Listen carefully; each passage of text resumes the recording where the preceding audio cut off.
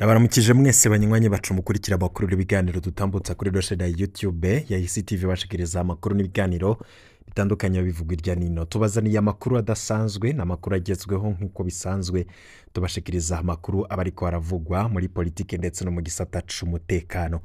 Mwoba mwamenye ko ingabo z'u Burundi zagiye gufasha Tshisekedi kuja kugwana muri Republika ya Demokarasi ya Kongo bagwanye umuhari wa M23 zamaze gukinjura zikaba ziriko ziragaruka mu Burundi. Itahuka ry'izo ngabo z'u Burundi ryabanjirijwe n'itahuka ry'umujenerali yararunguye izo ngabo, uyo nawe akaba ari General Elia Ndizigiye batazira Muzinga.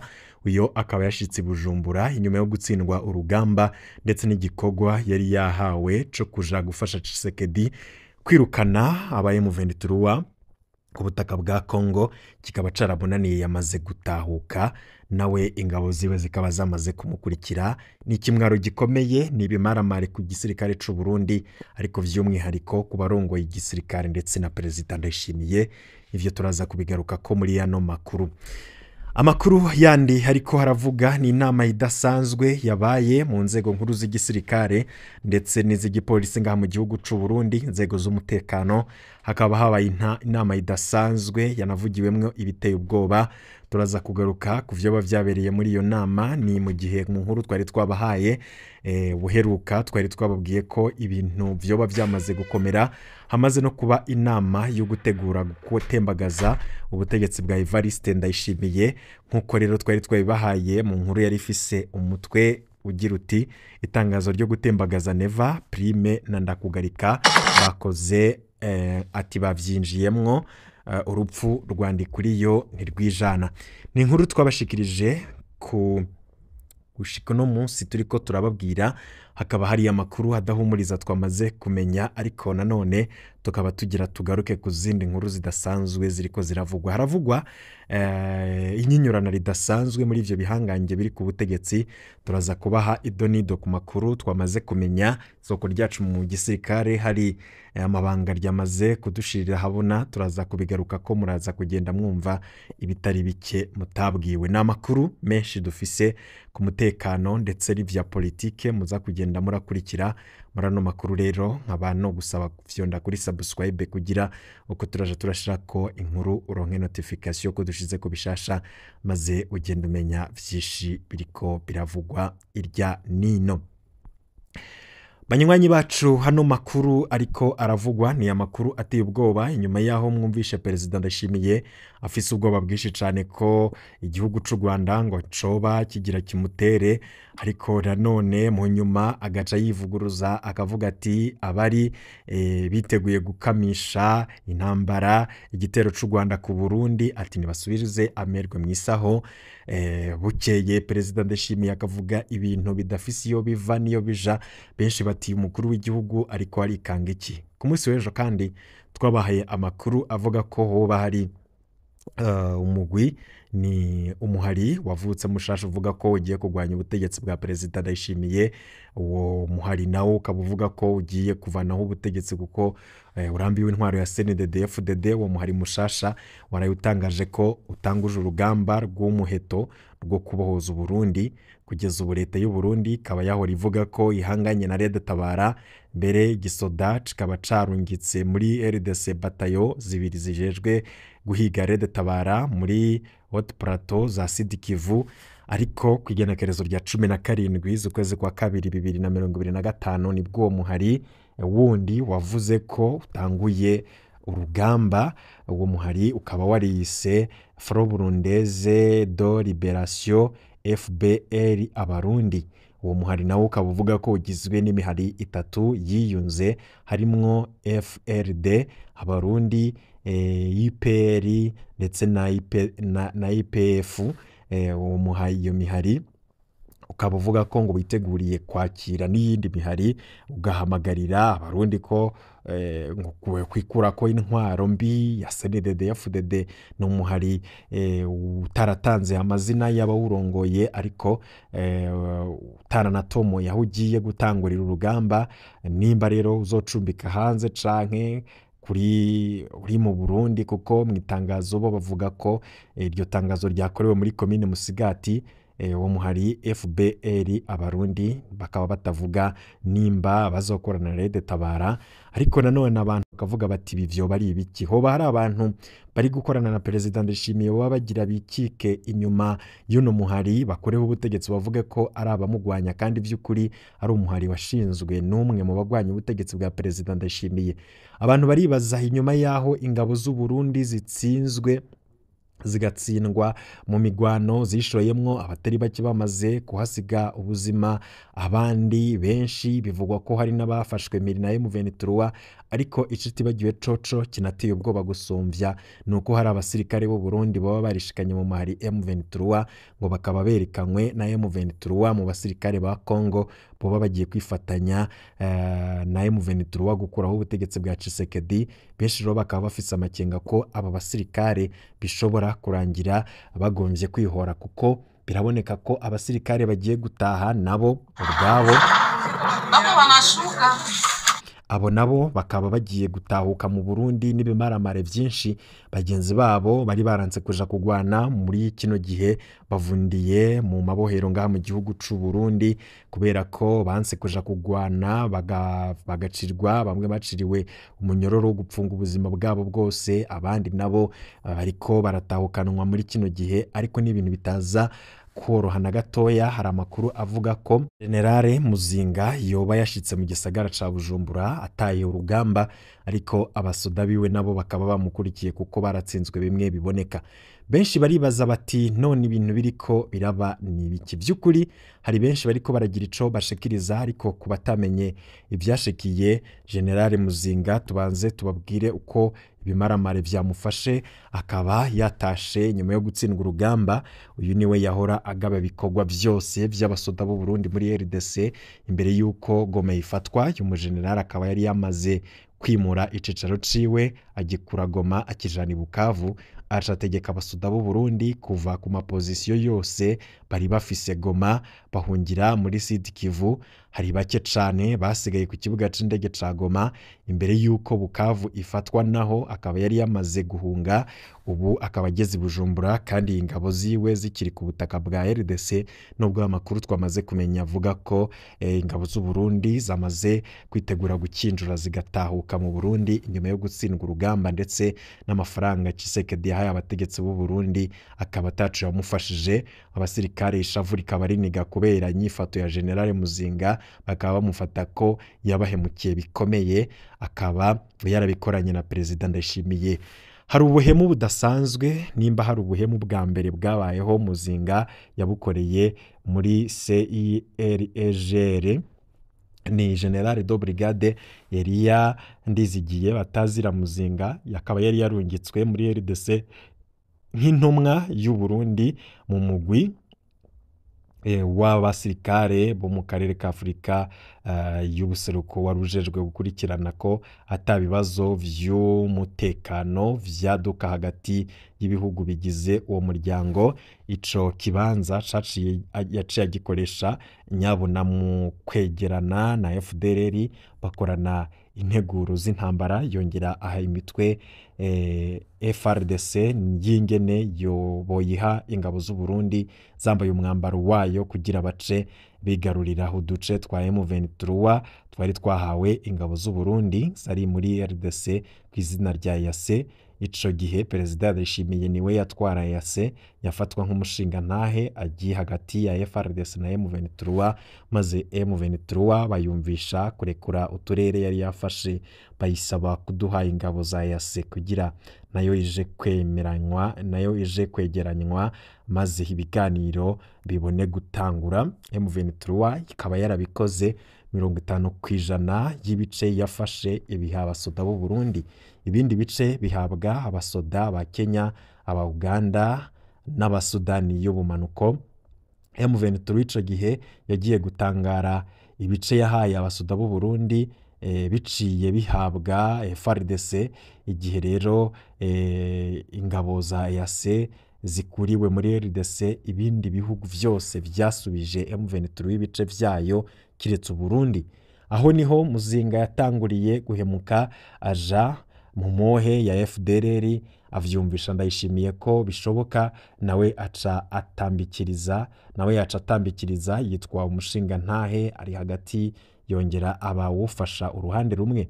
Aho niho rero havuye ibara ryose turiko turambara muri RDC. M23 ikaba yarinze kugwana kugira yisubiza ibice yari yarahaye abasoda b'u Burundi.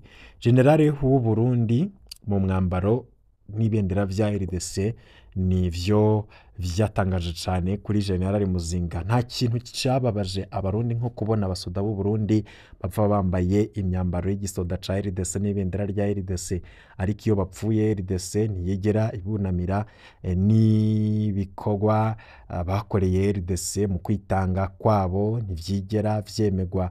Abasoda b'u Burundi bakaba barahemukiwe cane. Generale Muzinga akaba yari mu basoda ba mbere b'u Burundi babonetse mu mwambaro wa FARDC muri Munyonyo 2023. Aho kandi akaba yaragiserukira u Burundi mu mugwi wa CRGL, ndetse iyo yambaye gutya yaja hamwe n'abatwara FDLR be n'abatwara FARDC, akaba umwe muri bo bagapangana imigambi yabayemwo uguhemuka gukomeye. Muri ivyo bihe abasoda b'u Burundi bava i Bujumbura mu mwambaro wa FARDC bagenda atankoho bafise, bagera muri RDC bakaja ku rugamba na Wazalendo, FDLR ndetse na FARDC. Ku rugamba umusoda w'u Burundi akisanga ariko ahabwa amategeko n'abantu atumva ururimi bavuga, bakamutana urugamba, agasigara araraswa n'abo yari yibaza ko bamukingiye. Aya mahano rero akaba yakwezwe n'uwo Generale Muzinga. Muri ivyo bihe umusoda w'u Burundi yagugwa ibihumbi vy'amadolari, we akaronka amadolari 50 ku kwezi. Muri ivyo bihe abasoda baribwa imfungurwa zabo zanditswe mu madolari, ugasanga umusoda ariko araturatura n'udusuguti canke ibitumbura. Niho rero babaje cane abarundi batari bake, batangura gusemerera, vyinshi birahinduka. Muzinga arababara cane, acategeka kwaka abasoda bose amatelefone, kuko babona ko aribo bariko baratanga amakuru y'ibiriko birabakorerwa.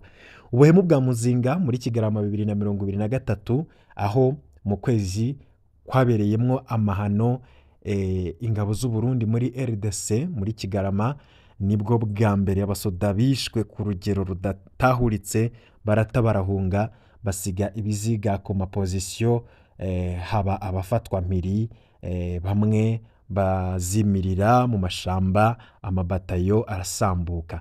Abasoda barokotse bahuriye ahitwa mu Bambiro, bakoreshwa inama na Muzinga.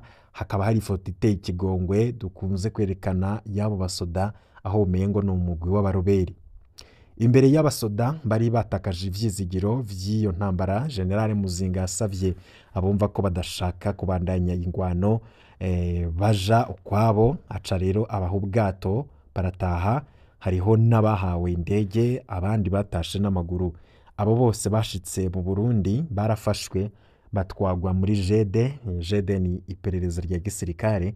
Abandi babohegwa mu makambi, benshi barakubiswe, abandi baboshwe atagahuzu bambaye. Mu nyuma batwawe mu mabohero bacirirwa urubanza, harimwo n'abahawe gupfungwa ubuzima bwabo bwose. Hakaba hoba hariho n'abishwe, ariko turacabitohoza ko abo bose bakaba barahemukiwe na Muzinga. Muzinga akaba atashe asiga inyuma ingabo ziwe, aho gutegura neza ingene ingabo ziwe zitahuka. Generale Elia Nizigiye yahisemwo kwitahira wenyene, ata ingabo mu kangaratete. Zimwe ziracari ku mapozisiyo, ariko ziriko izindi nazo ziriko zirahangana, zitazohangana na M23. Izi ni zimwe rero, izindi zimwe zikaba hafi indwi, zimaze hafi indwi mu nzira ziriko zirataha. Izindi nazo zikaba zivuga ko zazimiye, hari n'izahunze, hari n'abavuga ko hari zagize isanganya. Generale Muzinga ntiyigeze arondera gutahukana ibiziga vy'abasoda b'u Burundi biciwe mu bibanza bifiswe na M23. Benshi basunikiye, benshi basangukiye ku misozi ndetse no mu mashamba ya RDC. Ntiyigeze arondera kubohoza ingabo zafashwe miri atashe azisigayo. Perezida Ndayishimiye akaba azita abaroberi ba Red Tabara, umuvugizi w'igisoda nawe azita abanyamahanga. Mu mvugo y'igisirikare bavuga ko après la guerre il y a le conseil de guerre. Dufise ingabo zitari bwigere zineshwa. Mu gisoda ciyubaha General Muzinga yategerezwa gushikira imbere y'ubutungane ubuhemu yakoze n'indengerabutungane, ariko akaba yabukoranye na Perezida Ndayishimiye, gutyo bata ingabo z'u Burundi mu kaga. Bizohera gutyo nyene ko nta musirikare w'ijunja n'ijambo asigaye mu Burundi. Ico bikoze bino bintu bizogira ingaruka zikomeye ku gihugu n'igisoda c'u Burundi, kuko ibintu bitoroshe. Habaye inama idasanzwe, ni inama rukokoma yabaye mu nzego z'umutekano. Twari twabwiye ko tuza kubabwira ivyo nama. Ni inama yahuje abasirikare ndetse no mu nzego z'igipolisi. Ni inama ikomeye yahuje abategetsi bo mu gipolisi n'igisirikare mu biro bikuru vya gisirikare Bujumbura. Iyo nama rero ikaba yavugiwemo ibintu biteye ubwoba kandi bikomeye, ari naho bamwe batanguye kuvuga ko ari inama yo kuvanaho ubutegetsi bwa Perezida Ndayishimiye. Abandi bati ni inama yo gucyura ingabo z'u Burundi zikava ku butaka bwa Kongo. Ivyatanguye no kwibonekeza ko bamwe batanguye gutahuka. Ni inama benshi batavuga ko rumwe batazi ivyavugiwemo, ariko benshi bafise ubwoba ko bizoyikurikira. Ivyo navyo mu makuru yacu mu buryo bw'idonido turaza kubibaramvurira, tubibahe mu idonido, tubabwire neza na neza ivyavugiwe muri iyo nama. Perezida Ndayishimiye hari ubutumwa bamugeneye. Ubwo butumwa buvuga buti muri 2020 aho mboneye ko Ndayishimiye atanzwe nk'umukandida wa CNDD-FDD, nabwiye abantu ko Ndayishimiye ariwe perezida wa nyuma wa CNDD-FDD, kandi nyuma yiwe CNDD-FDD itazosubira kuvugwa. Hari abamparije kandi n'ubu ntihabura abafana biwe baza guharira. Ndayishimiye Evariste ni umunyamukoshi ateye ubwoba, kuko nta kintu na kimwe akora ngo kigire resultat positive. Ehe raba ubukene bw'amafaranga bwateye igihugu aja hejuru ngo reka ndayahindure, ivyakurikiye n'akamaramaza. Igitoro kirabuze acaja hejuru ngo acifatiye mu minwe, kubera ari iminwe y'imikoshi n'ubu ntituzi iyo kigeze. Asimbiye Kinshasa ahamagaye abajene ba Kongo n'abo Rwanda ngo bakuru ubutegetsi bwa Kagame, acagira ko abemerera kuzobaha ingabo zibafasha. None ingabo z'igihugu izitapfuye ziriko ziyerera mu mashamba, amaguru yarazivyimbanye. Abadede bamushize ku butegetsi abatuka ibitutsi, atamuvyeyi yo kubahuka kubituka umwana yavyaye, ariko akubahuka abagabo nkawe atanabatunze. Ndarenganye. Ibi ni ubutumwa bwagenewe Perezida Ndayishimiye. Ibi bintu biriko biraba vyavuzwe n'uwitwa Ivanovic Bujumbura. Avuze ibintu biri mu bihangayikishije Perezida Ndayishimiye. Bamwe mu bihangange vya CNDD-FDD baratanguye kugira ubwoba ko Ndayishimiye azohava abakwegera bagasenyukana nawe. Ndayishimiye arabizi rwose ko hariho bamwe mu bamwegereye bariko bariga ingene bomukura. Ni nabo rero yagabishije kuri Twitter ko ku munsi w'Imana uheze ko mu gihe yandika ngo abari biteze gukamisha igitero c'u Rwanda nibasubize amero mwisaho. Arabizi ko hariho abiwe bateguye ko habaye ingwano baca bamukura bakumvikana n'u Rwanda. Arazi ingene abasoda biwe bashavujwe n'ivyabaye muri RDC. Arazi ingene abarundi barushe, ntabona ico ari bukore. Perezida Ndayishimiye ari mu mazi abira. Perezida Ndayishimiye umwanya n'umwanya nk'uko biriko biravugwa arashobora gukugwa mu butegetsi, ariko benshi baravuga bati akuwe ariko ntagirikwe nabi. Ivyo vyoba ari vyiza, ariko abadede turabazi ico bakora nta kindi no gukuranamwo ndetse no kwakana ubuzima. Birateye ubwoba rero. Abasirikare bo ngo batanguye guhunga, abandi bishikanye muri M23. Ibintu ntivyoroshe habe na gatoya. Hari izindi nkuru nyinshi cyane dufise tuza kugenda tubashikiriza ko tugenda umwanya udukundira, aho hari uwatubwiye ati ubutigu burageze, ibintu biriko biraba ni nk'icirore kuri leta y'u Burundi, bino birerekana ingaruka z'imyaka myinshi y'ubusuma n'ubunyonyezi, ntaho twihagarara ko turi zero, no munsi nta gitoro tworonka kija mu bikoresho bike cane by'igisirikare dufise mu gutanga ubuzi no kugabura amatungo y'igihugu, baraba umugambwe, ariko sinibaza ko mu kugwana bazorugwana bonyene. Mu minsi iza mugiye kumva babasaba kuba abapatriyote, bagiye kubasaba gukunda igihugu no kucitangira, ariko umupatriyote w'ukuri ntiyokwiba igihugu nk'uko CNDD-FDD yabikoze, ntiyocambura akagisiga gihenye kandi kitari gikenye ibyo gitunze.